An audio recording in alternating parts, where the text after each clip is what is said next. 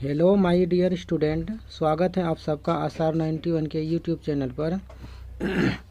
तो बच्चों, आज आप लोगों के लिए 10वीं क्लास के हिंदी का जितना भी चैप्टर है सब प्रश्न बताने वाले हैं। पहला चैप्टर का जितना भी क्वेश्चन होगा, चैप्टर का नाम है श्रम विभाजन और जाति प्रथा। श्रम विभाजन और जाति प्रथा के लेखक से संबंधित आज जितना भी प्रश्न है, सारे प्रश्न आज डिस्कस करने वाले हैं हम सब। तो देखिए, पहला प्रश्न क्या कहता है। प्रश्न यहाँ पे नहीं, पूरा पहले डिटेल से पहले आपको बताते हैं, जो कि आपके किताब में अंबेडकर के बारे में जो भी चीज़ बताया है। तो देखिए, भीमराव अंबेडकर, इन्हीं ने भीमराव अंबेडकर के द्वारा ही श्रम विभाजन और जाति प्रथा को लिखा गया है। किसके द्वारा? भीमराव अंबेडकर के द्वारा। तो देखिए बच्चों, लिखा हुआ है कि बाबा साहेब भीमराव अंबेडकर का जन्म 14 अप्रैल 1891 ईस्वी में महू मध्य प्रदेश में एक दलित परिवार में हुआ था। है लिखा हुआ, कहता है कि बाबा साहेब अम्बेडकर का जन्म, यानी भीमराव अंबेडकर को बाबा साहेब भी कहा जाता है। तो बाबा साहेब अम्बेडकर का जन्म 14 अप्रैल 1891 ईस्वी को महू मध्य प्रदेश में हुआ था। कहाँ पे हुआ था? महू मध्य प्रदेश नामक स्थान पे हुआ था। किस परिवार में? दलित परिवार में हुआ था। आगे कहता है कि मानव मुक्ति के पुरोधा बाबा साहेब अपने समय के सबसे सुपठित जनों में से एक थे। यानी कि बाबा साहेब को मानव मुक्ति का पुरोधा के नाम से भी जाना जाता है। पूछेगा एग्जाम में कि मानव मुक्ति का पुरोधा किसे कहा जाता है, तो भीमराव अंबेडकर को, यानी कि बाबा साहेब को। आगे देखिए क्या कहता है। प्राथमिक शिक्षा के बाद बड़ोदरा नरेश के प्रोत्साहन पर, यानी कि प्राथमिक शिक्षा जब प्राप्त कर लिया इन्होंने गाँव में, तो उसके बाद प्राथमिक शिक्षा के बाद बड़ोदरा नरेश के कहने पर, बड़ोदरा का एक राजा था नरेश, उनके कहने पर, यानी उनके प्रोत्साहन पर उच्चतर शिक्षा प्राप्त करने के लिए कहाँ गए? न्यूयॉर्क गए। कहाँ गए? न्यूयॉर्क अमेरिका में पड़ता है, तो न्यूयॉर्क गए। फिर वहाँ से लंदन चले गए। कहाँ चले गए? लंदन चले गए। उन्होंने संस्कृत का धार्मिक, पौराणिक, पूरा वैदिक वाड्मय अनुवाद के जरिए पढ़ा। यानी कि संस्कृत, उसके बाद संस्कृत का धार्मिक जो था, उसके बाद पौराणिक कथा, पूरा वैदिक, यानी प्राचीन काल में जो पूरा वैदिक काल था, उसमें जितना भी मतलब थे वाड्मय, सबको अनुवाद के जरिए पढ़े, एक एक करके अनुवाद के जरिए पढ़े। ऐतिहासिक सामाजिक क्षेत्र में उन्होंने मौलिक स्थापनाएं प्रस्तुत की। ऐतिहासिक और सामाजिक के क्षेत्र में उन्होंने अपना मौलिक स्थापनाएं प्रस्तुत किया। तो देखिए आगे क्या कहते हैं, थोड़ा सा ऊपर लेके चलते हैं। आगे देखिए क्या कह रहे हैं। आगे कह रहे हैं कि यहाँ तक, कहाँ तक? यहाँ तक हो गया।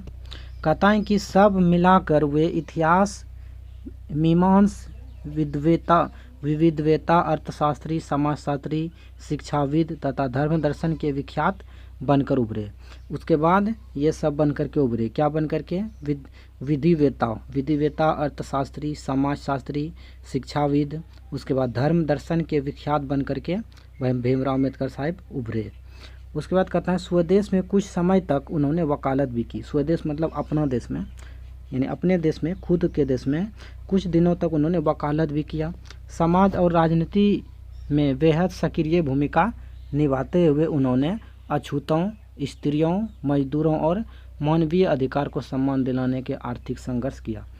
यानी कहता है समाज में और राजनीतिक में बेहद सक्रिय भूमिका निभाते हुए भीमराव अंबेडकर साहब ने स्त्रियों, मजदूरों और मानवीय अधिकार को सम्मान दिलाने का प्रयास किया।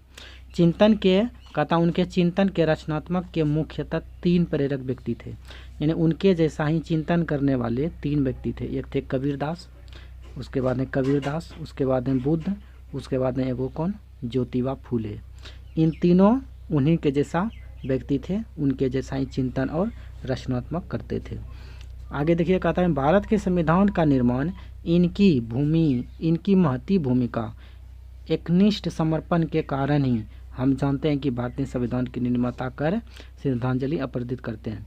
यानी कि इसको भारतीय संविधान का निर्माता के रूप में भी जानते हैं, याद रखिएगा। कहता है कि दिसंबर 1956 ईस्वी में दिल्ली में बाबा साहेब का क्या हो गया? निधन हो गया। कब निधन हो गया? दिसंबर 1956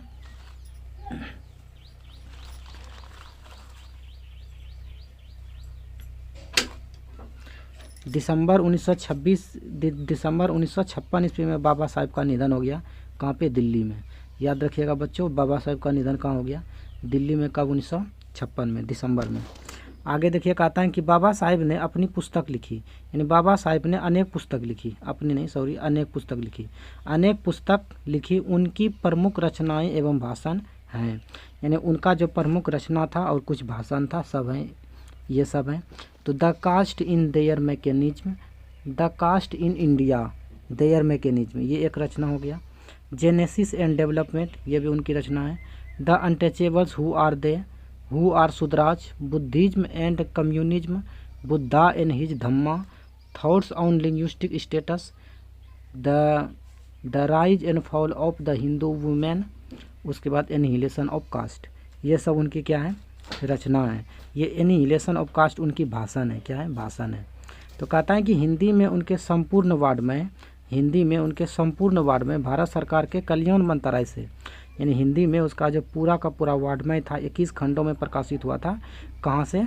भारत मंत्रालय से। देखिए लिखा हुआ 21 खंडों में प्रकाशित हुआ है, 21 खंडों में प्रकाशित हुआ है, पर वो कहाँ से हुआ है? भारत मंत्रालय से हुआ है। तो याद रखिएगा कि बाबा साहेब का जो संपूर्ण वाड्मय था कुल मिला करके 21 खंडों में प्रकाशित हुआ था। कहाँ से? भारत मंत्रालय से हुआ था। चलिए आगे देखिए क्या कहता है। आगे लिखा हुआ है, यहाँ प्रस्तुत पाठ बाबा साहेब के विख्यात भाषण एनिहिलेशन ऑफ कास्ट के ललई सिंह यादव द्वारा किए गए हिंदी रूपांतर जाति भेदभाव का उच्छेद से किंचित संपादन के साथ लिया गया। कहने का मतलब हुआ कि यहाँ प्रस्तुत पाठ में बाबा साहेब का जो विख्यात, यानी कि बाबा साहेब का जो प्रचलित यानी विख्यात जो भाषण था एनिहिलेशन ऑफ कास्ट, कौन सा? एनिहिलेशन ऑफ कास्ट, उसको ललई सिंह यादव के द्वारा हिंदी में रूपांतर किया गया। किसमें? हिंदी में। इसमें जाति भेदभाव का जो ऊंच नीच का जो मतलब किया गया है, इस भाषण में सभी को क्या किया गया? संपादित किया गया।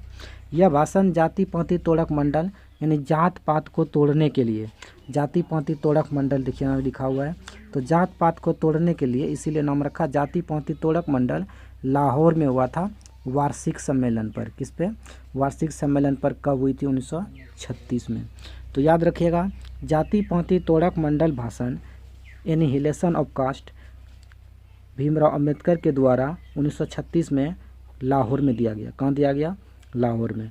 तो पूछेगा कि एनिहिलेशन ऑफ कास्ट को हिंदी में रूपांतर किसने किया? ललई सिंह यादव ने। एनिहिलेशन ऑफ कास्ट भाषण कहाँ दिया गया था? अंबेडकर के द्वारा। कहाँ दिया गया था? तो लाहौर में। एनिहिलेशन ऑफ कास्ट लाहौर में कब दिया गया भाषण? 1936 में। पूछेगा एनिहिलेशन ऑफ कास्ट के अंतर्गत कौन सा मतलब भाषण दिया गया था? तो जाति पाति तोड़क मंडल भाषण। कहाँ पे? लाहौर में। आगे देखिए कहता है इसकी क्रांतिकारी दृष्टि से आयोजित की पूर्णतः सहमति न बन सकने के कारण सम्मेलन स्थगित हो गया।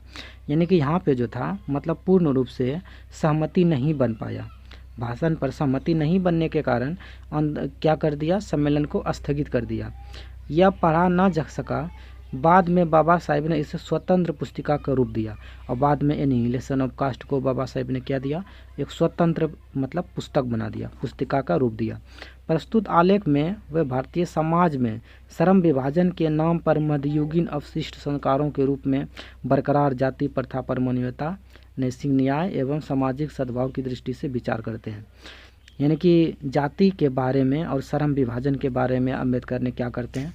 एकदम सद्भाव दृष्टि से, अपने आप दृष्टि से मतलब अच्छा से क्या करते हैं? विचार करते हैं। जाति प्रथा के विषमतापूर्वक सामाजिक आधारों, रूढ़ि पूर्वाग्रहों और लोकतंत्र के लिए उसकी अस्वास्थ्यकरण प्रकृति पर भी यहाँ पर एक संदर्भित विविधता का दृष्टिकोण उभर सका। भारतीय लोकतंत्र के भावी नागरिकों के लिए यह आलेख अत्यंत शिक्षाप्रद है। तो ये यहाँ तक आज आप लोगों के लिए लेखक से जितना भी बातचीत था सब कंप्लीट कर दिए। अगले दिन आप लोगों के लिए इसका जितना भी मतलब ये निबंध है, जो श्रम विभाजन और जाति प्रथा ये निबंध है, तो ये निबंध को अब आगे बढ़ाएंगे। अगले दिन निबंध को समझाएंगे, उसके बाद ऑब्जेक्टिव क्वेश्चन, फिर सब्जेक्टिव क्वेश्चन आपके लिए लाएंगे। तो यहाँ तक आज के लिए रहने देते हैं। जय हिंद, जय भारत।